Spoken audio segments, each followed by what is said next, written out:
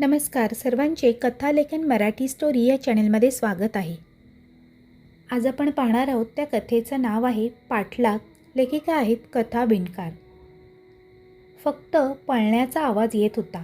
कच कच पायाला काटेरी झुडपं घासत होती. खरचटण्याची जाणीव होत होती. पण काही क्षण थांबून जखम पाहण्याची हिंमत मात्र मला होत नव्हती. ती काळी सावली अतिशय वेगाने माझ्याजवळ येत होती. आमच्यात अगदी हातभराचे अंतर राहिले होते आणि अचानक ती सावली मोठमोठाने ओरडू लागली. उठ लवकर, उठतोस का नाही? ते दळण टाकलं आहे, कोण आणणार? मी जागीच थांबून त्या काळ्या सावलीकडे आश्चर्याने बघायला लागलो. अरे उठतोस ना, आज दिवाळी, तरी किती वेळ झोपणार?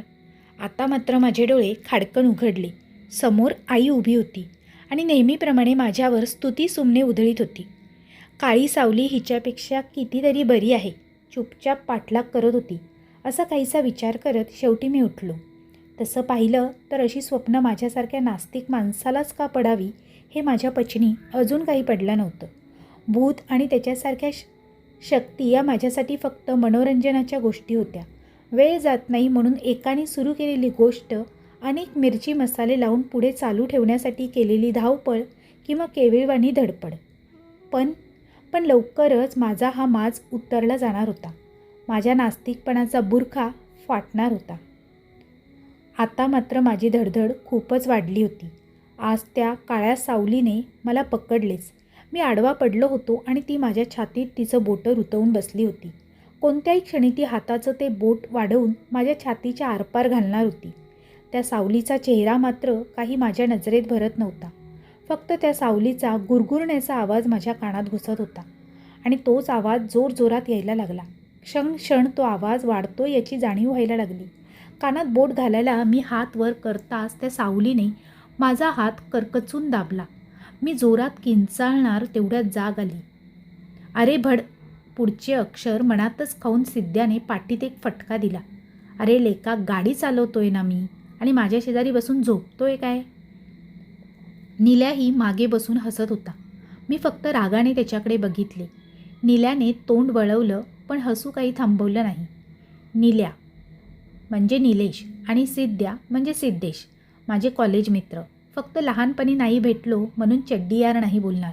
खरं तर चड्डीयारपेक्षा जास्त जवळचे. सिद्ध्याच्या कोकणच्या घरी 4 दिवस सुट्टी काढून मजा करायचा प्लॅन करून आम्ही निघालो होतो आणि गाडीमध्ये आमचा विषय नेहमीचाच, भूत असतं का नसतं. सिद्ध्या नेहमीप्रमाणे ठाम होता, भूत असतं, आणि मी नेहमीप्रमाणे ठाम होतो, भूत नसतं. तेवढ्यात सिद्धेशने करकचून ब्रेक दाबला. गाडीसमोर कोणीतरी आलं होतं. आता शिव्या खाण्याची वेळ सिद्धेशवर होती. कोणीतरी विवळत होतं. रात्रीची वेळ होती आणि रस्त्यावर अंधार होता म्हणून त्या व्यक्तीचा चेहरा दिसत नव्हता.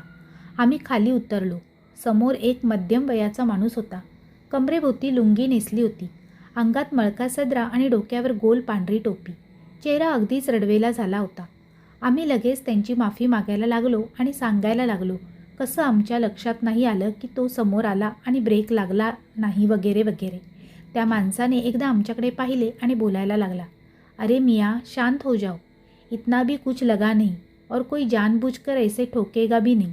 त्याचं बोलणं ऐकून जीव भांड्यात पडला. आजच्या जगात एवढी चांगली माणसं असतील असं वाटलं नव्हतं. आम्ही त्यांना गाडीमध्ये घेतलं. तो निलेशसोबत गाडीमध्ये मागच्या सीटवर बसला आणि गाडी पुन्हा वेग पकडला. मेरा नाम असलम रहीम, यही अगले गांव में रहता हूँ. गोश्त का मेरा धंधा है.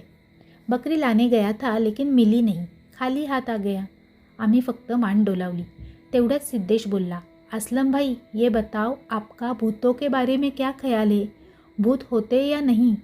असलम दचकून बघायला लागला. आधीच पाप्याचा पितर आणि त्यात भूताचा विषय काढल्यावर त्याच्या चेहऱ्यावर अजून भीतीच्या रेषा आल्या. होता है भाई, बिल्कुल भूत होता है, असलम म्हणाला. क्या बात कर रहे हो असलम मियाँ, भूत जैसा कुछ नहीं होता, मी म्हणालो. तोबा तोबा, होता है भाई, मैंने खुद देखा हमारे गांव में. यहाँ कोकण में बहुत जगह है जहाँ आपको भूत के किस्से मिलेंगे, असलम म्हणाला. मन का वहम है, बाकी कुछ भी नहीं, मी म्हणालो. अरे नहीं मियाँ, रुको, मैं आपको मेरे गांव की कहानी सुनाता हूँ, असलम म्हणाला. एक रोज की बात है. आता मात्र हा माझ्या डोक्यात जायला लागला होता. याच्या भाकड कथा ऐकायची माझी तयारी नव्हती. मी सरळ बाहेर बघत बसलो. माझी बाहेर तंद्री लागली आणि याची आता गोष्ट चालू होती. अर्धा तास झाला असेल आणि माझी तंद्री तुटली. मी बाहेर लक्ष देऊन माईलस्टोन पाहायला लागलो. Dapoli 28 kilometre, Dapoli 27 kilometre. 10 मिनिटांनंतर परत दापोली 28 किलोमीटर, दापोली 27 किलोमीटर. तेच माईलस्टोन परत कसे आले? मला काही समजलं नाही. बहुतेक डोळ्यांवर झोप आली असेल. मी परत नीट पाहायला लागलो. परत मला दिसले दापोली 28 किलोमीटर. थोड्या वेळाने पुन्हा दापोली 27 किलोमीटर. मला काही समजेना, हे परत परत असे स्टोन का दिसत आहेत? परत तेच माईलस्टोन. आता मात्र हद्द झाली. मी डोळे चोळले आणि डोळे बारीक करून पुन्हा त्या माईलस्टोनला पाहायला लागलो. तेव्हा मला दिसले पुन्हा तेच दापोली 28 किलोमीटर, दापोली 27 किलोमीटर. हे काय होतंय? मला काही समजेना. मला काही समजतच नव्हतं. माईलस्टोन एवढे चुकीचे कसे असू शकतात? डोकं भणभणायला लागलं. मी सिद्धेशला सांगण्यासाठी त्याच्याकडे वळलो. अरे सिद्ध्या, ते माईलस्टोन. मी वाक्य पूर्ण करू शकलो नाही. सिद्धेशची अवस्था भयानक झाली होती. त्याच्या कपाळावर खूप घाम साठला होता. त्याचे हात थरथरत होते. डोळे रडवेले झाले होते. त्यांनी मला नजरेने ड्रायव्हिंग मिररकडे पाहायला सांगितले. मी ड्रायव्हिंग मिररकडे बघितले आणि मी जागेवर जवळजवळ उडालो. मिररमध्ये फक्त निलेश दिसत होता. अस्लमची जागा रिकामी होती. असं वाटत होतं निलेश एकटाच बोलतोय. मागे वळून पाहिलं तर अस्लम तिथेच होता. परत मिररकडे पाहिलं तर निलेश एकटाच.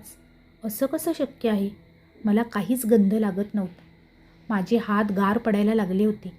अचानक अस्लमने आमच्याकडे पाहिले. त्याला समजलं की आमच्या लक्षात आलं आहे काहीतरी चुकीचं आहे. त्याच्या चेहऱ्यावरच्या भावना अचानक बदलायला लागल्या. त्याचा भोळाबाबडा चेहरा एकदमच रागीट दिसायला लागला. तो काहीतरी असंबंध बडबड करायला लागला. एकदम तो जोरात ओरडला, रोको रोको गाडी.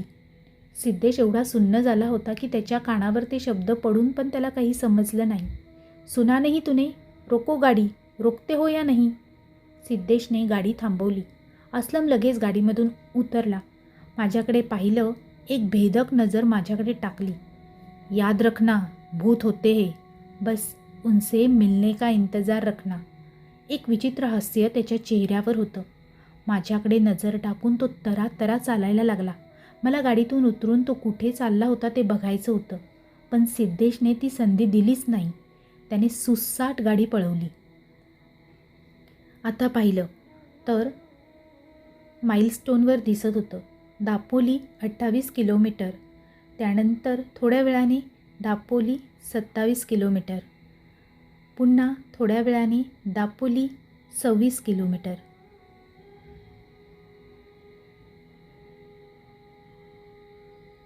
आणि माईलस्टोन व्यवस्थित दिसायला लागले. दापोली 25 किलोमीटर, दापोली 24 किलोमीटर आणि दापोली 23 किलोमीटर. अशा प्रकारे आता ते माईलस्टोन व्यवस्थित 1-1 किलोमीटरचे अंतर कमी होत आम्हाला दिसायला लागले.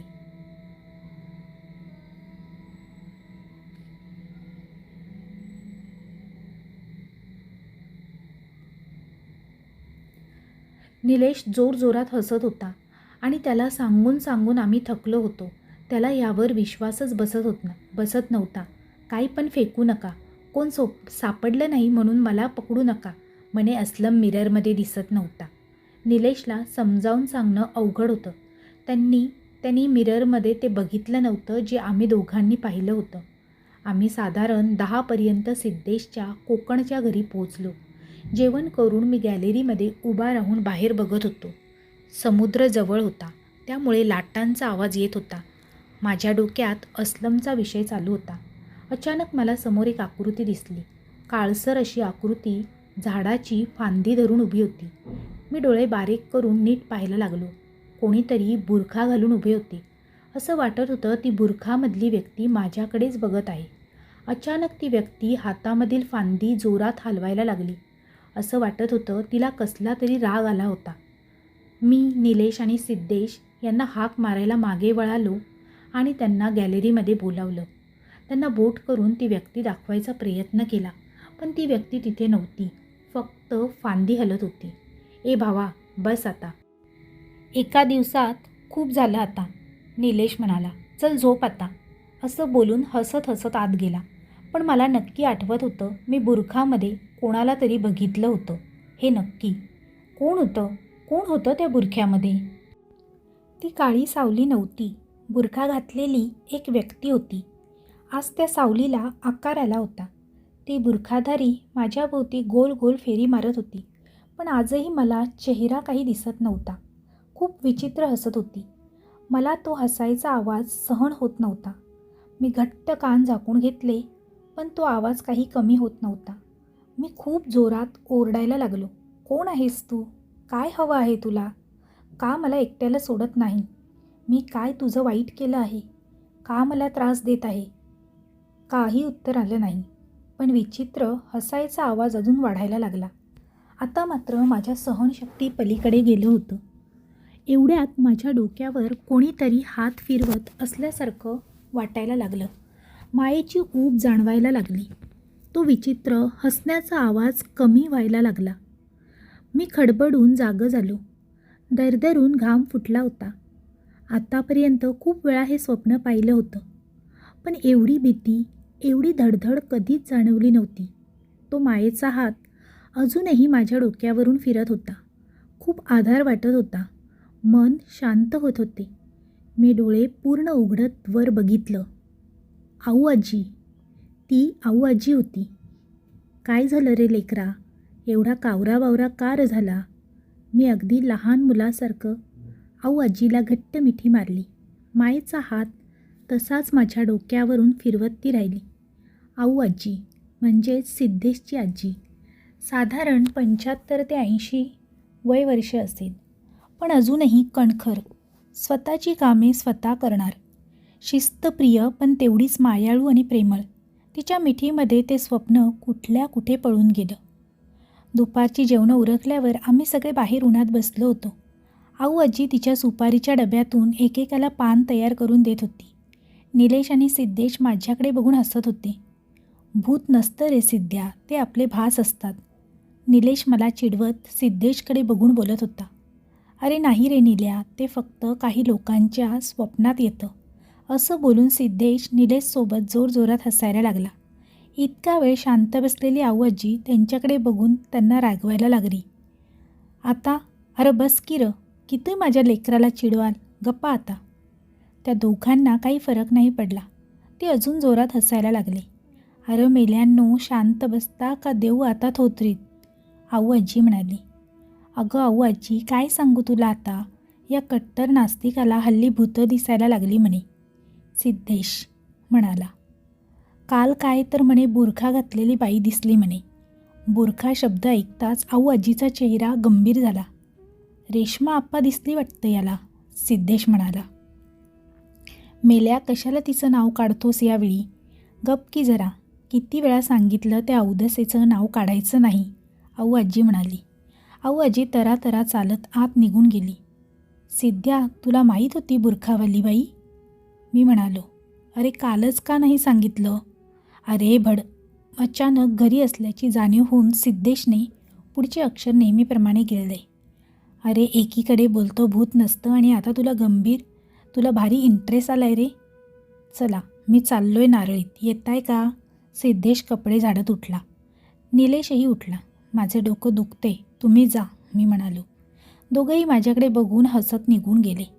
जसे ते गेले मी लगेच आत आऊ आजीकडे गेलो. आऊ आजी देवघरात वाती वळत होती. मी तिच्या शेजारी बसलो. तिने नजरेनेच देवाला पाया पडायची खूण केली. मी हात जोडले. आऊ आजी, मला तुला काहीतरी विचारायचं होतं. मला माहीत आहे लेकरा, तुला काय विचारायचं आहे. आधी मला सांग, तुला काल इथे आल्यावर काय दिसलं? आऊ आजीने विचारलं. काल रात्री जेवणं झाल्यावर मी गॅलरीमध्ये उभा होतो.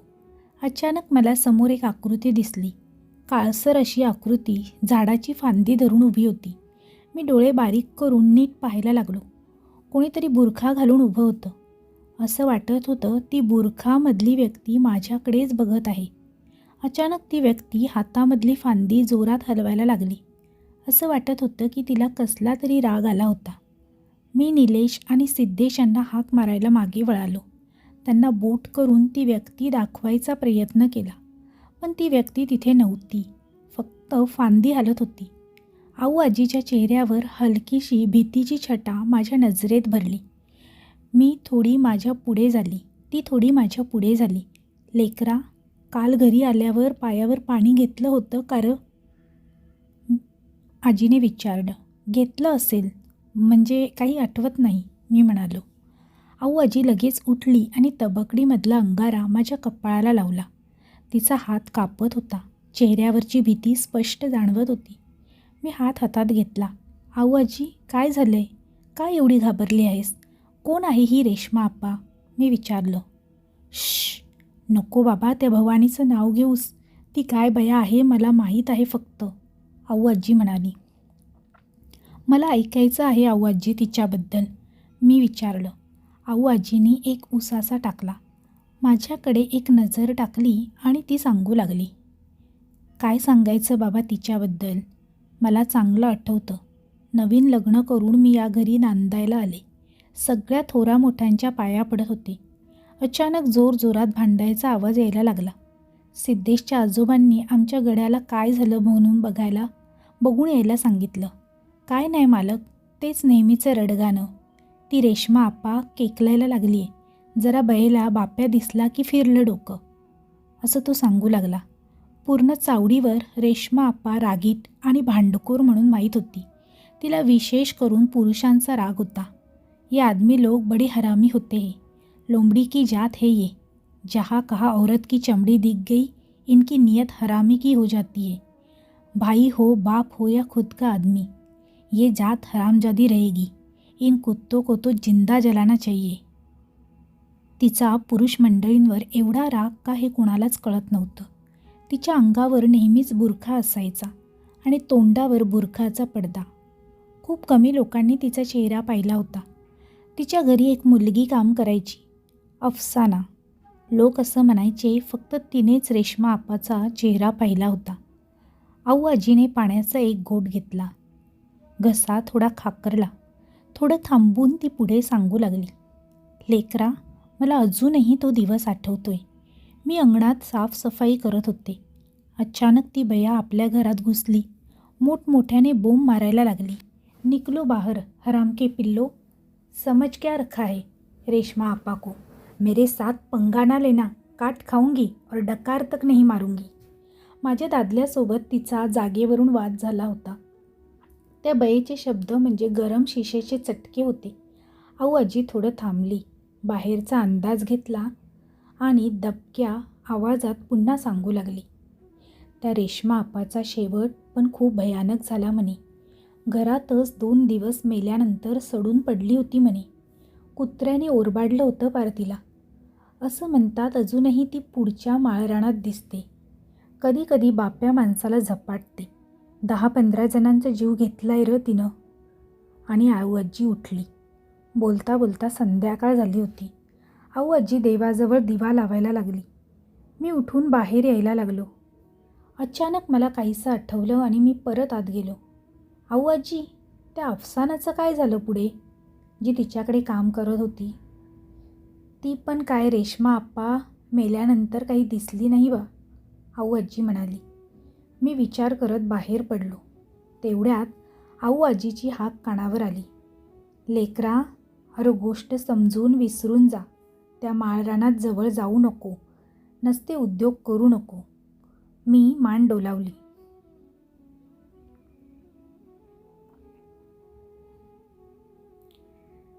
माळरान. आऊ आजी कितीही नाही म्हणाली तरी मला तिथे जायचंच होतं. काही प्रश्नांची उत्तरं कुठे मला मिळाली होती. काय असं होतं त्या माळरानात? मला काल रात्री दिसली होती ती रेश्मा आप्पा होती का? आणि रेश्मा आप्पा होती तर मलाच का दिसली? त्या अफसानाचं पुढे काय झालं? प्रश्न आणि फक्त प्रश्न. उत्तर तर शोधायला जावं लागणारच होतं माळरानात.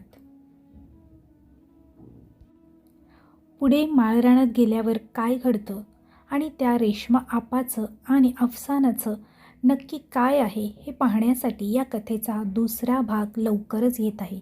भाग पहिला जर तुम्हाला आवडला असेल तर कमेंटद्वारे कमेंट करून नक्की कळवा. तसेच ही कथा आवडली असेल तर तुमच्या जास्तीत जास्त मित्रपरिवारांसोबत शेअर करायला विसरू नका. कथा आवडली असेल तर व्हिडिओला लाईक करा आणि चॅनेलला सबस्क्राईब करा. तसेच बेल आयकॉनवर क्लिक करून ऑलवर सेट करा, म्हणजे तुम्हाला नवनवीन व्हिडिओचे नोटिफिकेशन लगेचच मिळत राहतील. पुन्हा भेटूया अशीच एक नवीन आणि छानशी कथा घेऊन. तोपर्यंत सर्वांना धन्यवाद. Bye bye.